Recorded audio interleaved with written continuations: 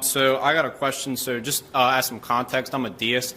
So like a deist? Yes. Like a Thomas Jefferson kind of person? Yeah. Okay. So just like with all these facts you've proposed that support Christianity, how do you reconcile them with evidence for other religions in terms of historical data for, any, Buddha or anything? Right, right. Well, excellent question. I think that what you need to do, because people sometimes say, have you investigated every other worldview out there? And the honest answer is no.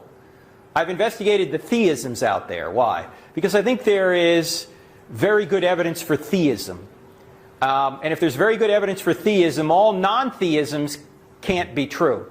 Doesn't mean everything a non-theistic worldview teaches is false, but when it comes to the existence and nature of God, they appear to have it wrong. So if theism's true, that would mean Hinduism isn't true, Buddhism isn't true, New Age isn't true. Just the big religions would be Christianity, Islam, or Judaism could be true. And then what you do is you look at those and you see the evidence for those. Which one of those, if any of them, appears to be the true theistic religion? And I think when you look at the three, first of all, Judaism is just incomplete Christianity in my view, because I believe everything the Jews believe. I just believe the Messiah has come. Jews who are conservative. Yeah. And with Islam, I think when you look at the situation with Islam, remember, Muhammad comes along in 570 A.D. He gets what he believes is a revelation in 610 A.D. He dies in 632 A.D., and the Quran is compiled after him. Muhammad in the Quran says, I don't do miracles, I'm just a plain warner, meaning I just warn people there's one God.